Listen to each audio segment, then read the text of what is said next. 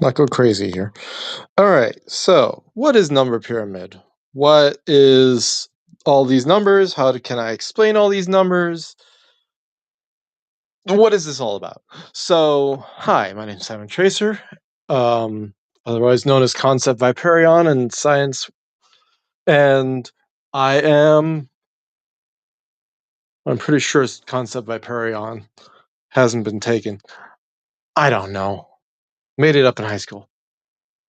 What is this? So, this is number pyramid. So this started off as a simple little mind puzzle where I took the numbers 1 and 2 and take the number 3, which is the result or the sum, and then as you can see, 1 and 2 makes 3. Or the values that are in E1 and E2, which happen to be 1 and 2, makes 3. Okay, cool. Everything works with that. Now what? Well, now I have 4 and 5. So the sum of those two equals 9.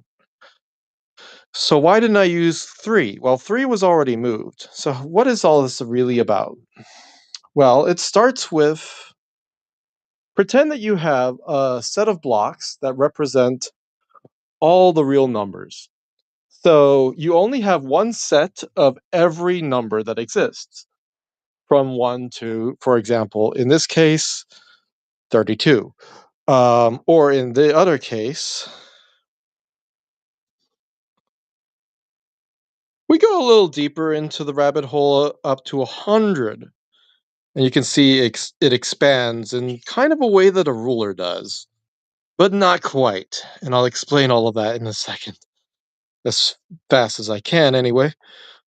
So you take each number, and for every two numbers, you take the sum and you remove that number from level 1, which is where the real number line starts. So, like on the first shelf, and you put it on the second shelf over top of the 1 and the 2. All right. Basically, you're making a pyramid. So that's fun.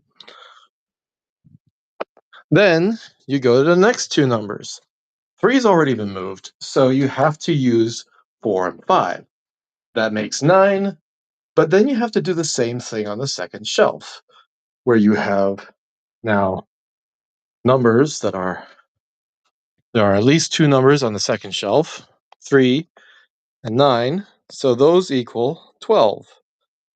So as we can see, the values from the previous equal the next. And we've also moved 12 is no longer there. And we've also moved 13 because 6 and 7, hey, equals 13. That's interesting, but irrelevant. Keep moving on. So then what? Then we have 8. But what do we add 8 to? Because it's not the same as saying subsequent numbers that are just one each two that are next to each other. It's whichever one comes next that remains. So 8 and 10 makes 18. And 18 plus 13 makes 31. And 12 plus 31 makes 43. So all of these numbers then have to be removed from the real number line and placed here. We haven't moved 43, but let's just say that we'll have to circle back to that later when we get to the processing of all that, if we ever get to there. Next, we have 11 plus 14. Well, why is that? Well, because 13 was already moved to the second level, and 12 was moved to the third level. So we can't use 12 or 13 to add to 31. We have to use 14. So 14 and 11 makes 25. And then we move to the next pair, which is 15 and 16. Oh no. Well, we could say that they make 31, but we can't because the number 31 has already moved. Similar to how you can't move numbers from the real number line and then use them again to make a sum that goes on the second row, you can't use numbers from a previous spot in the result of a spot to come. So thir 31, although it would be here, it actually has to be up here because it's already been used. So if you were to make this pyramid, you would say, well, I've already used that block. I'm not going to remove it because I'll remove it from the 40 free. So, and that would then change to make 31 plus 25 equals something else. And then you would add that to 12, making a different number. We're not doing that. We're just working with the numbers that we have. So we have that and we move on. So then we have 17 and we don't have 18 because it's on the second level. So then we use 17 and 19 to make 36. And then we have 36 and 25 making 61 and so on. So we've noticed a couple things. The first thing we've noticed is that the amount of times that we move a number isn't exactly going to be a couple numbers and then a blank space, a couple numbers and then a blank space. In fact, there are lots of gaps and then there are lots of filled in spaces where it goes all the way from 19 to 24 or from 26 to 30, but that's not a sequence that repeats. It's not something that you can just generalize, and it's not something that you can assume is going to be the result if you were to just try to zoom very forward into the future, which we're going to show you about. So in sheet number 1, you can see we've done a few more things. We've also considered what happens when you take the sums of the numbers that have been removed and make them into antiparticles, which is weird. And then you end up with, for some, why is it 1? I don't know. Anyway, you end up with 12 as an antiparticle, 25, 20, 37, 49. I haven't made a lot of antiparticles, but I have made at least this many. And they grow in a different amount. And then there's something about how the numbers cancel each other out and stuff. It got busy here. So I had to make another page. But you can understand that every one of these numbers that have a negative sign beside them, for example, the number 31, is an example of a number that has been removed and moved over to the next space where it actually remains. And then other number 31 is another gap. So you can understand that that's the same idea with different notation. Then we have the real numbers. And then you have the reality numbers. Then you have alternative reality numbers or the remaining numbers. I don't know. I made a lot of notes in the margins. I did all this back years ago. The point of all of this is that if you were to keep on going, you'll notice that there's like maybe a minus after from 70 all the way down to 74. Then there's only 3 spaces between. And sometimes there's a couple of gaps where it's like, oh, well, there's 1, and then another thing, and so on. And I haven't gone past that point. But you can get the point that it's not a sequence that is repeating. It's not a sequence that makes any sense um, to just generalize about. So instead, you have to think of other things. Also, the numbers grow at a certain rate. How fast? Well, we started with 1 and 2 and we got 3. Then we have 12, 43, 120, 190. We have an alternate reality number, which is somehow there. I don't know what that is. And then we have whatever the P means. I don't remember what P means. It's a different thing. And then we have 735. And down here we have 2,900 something.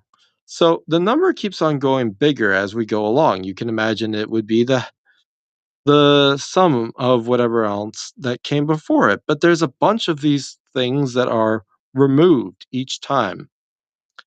And because of the examples such as 31, where a number is removed multiple times, there's values in here that don't exist anywhere else ever.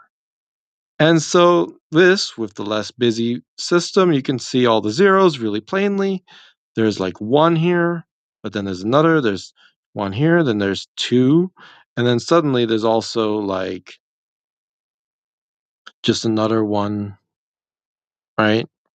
So it's definitely something that if you were to see this out in nature, the assumption is the only way to see this kind of structure out in nature is you had to have a concept of the number of things, and you have to have the ability to remember those values. And this surpasses any number system. So it doesn't have to do specifically with base 10 counting or any other type of counting that you can think of.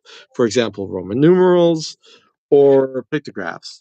This has to do specifically with, instead, let's pretend that you have um, a bowl that has one apple and a bowl that has two apples. If you were to have a bowl that equals the sum of them, move that bowl on the top.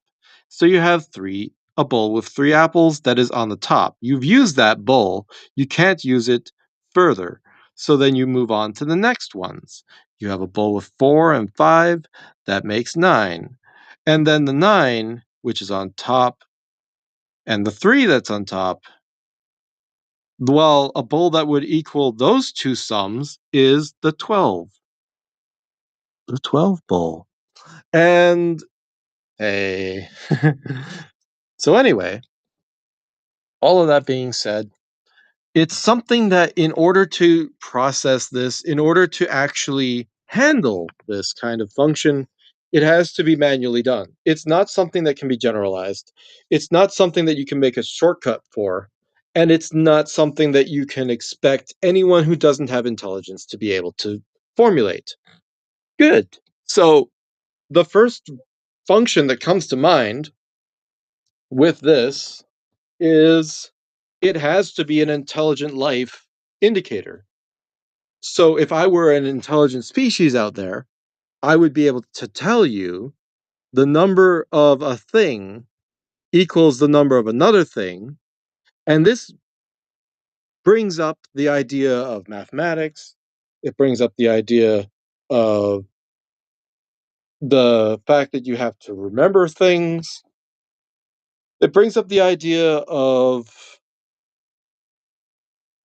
possibly it could be done without using a structure, and again, it could be done using bowls of apples. But in general, if you find a pattern like this, where the numbers show up in this way, specifically this 1, 2, 4, 5, 6, 7, 8, 10, 11, 14, 15, 16, 17, 19, 20, 21, 22, 23, 24, 26, 27, 28, 29, 30, 32, and so on. If you find that kind of sequence out in, or similarly, all you need to do is really look for 3, 9, 13, 18, 25, 36, 41. Now, are these prime? No, because you have 38 in there. That's definitely not prime. I don't think. Also, 50 is extremely not prime. 55 is also not prime. So there's a lot of it's not okay. So it's not prime. It's not this. It's not that. Not the other thing. And so if I were to want to seem intelligent and seem like I have any bit of memory, I would send out this signal. And that would definitely prove that I had some ability to reason and some ability to um memorize things. Or more specifically, I would have a set of blocks that have individual numbers, and I played with this game with a fixed set of all the countable things, and then you just add them together, and then you compare that to it all, and you just put that bull on top and whatever. You could do it both ways. There's multiple ways to be doing of this, but it's fun. Now, there's a couple of bonus questions that can come from this. The first bonus question is, what is the sum of all the remaining numbers in comparison to the sum of the numbers that originated? So if I were to take the numbers 1 through 30 and add them all together, I can do that. The sum is 437. Now, if I were to take the sum of all the numbers that remain,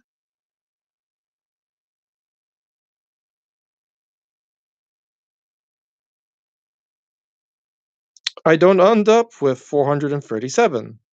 I end up with a number that's average 51. That's not, that's an average. It doesn't matter. It can't hurt you. So if you end up with this, it's 300. It's instead 354. That's different. And then if you end up with this sum, all you end up with is 209. And with this sum, well, obviously, if you started with the 190, everything from here up should equal 190, and it does. So that makes sense. So everything from here up equals 190, and it does. And everything from here equals 227, 21. So it doesn't. Obviously, because the difference between the 190 and the 221 is, of course, 31, the missing value. So that proves that it's not just the sums of things in total that can help you with this. It literally can't help you generalize. So I don't really know about, off the top of my head, what the second missing value is, but I know there has to be multiple of them. And then that number to the tune of the number of numbers, or how many of these we've counted or progressed through. Like, what is the average of all of that in comparison to the amount that is missing?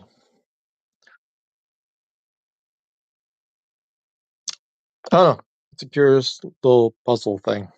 No, I haven't tried making a code to figure it out, and whatever. Toodles.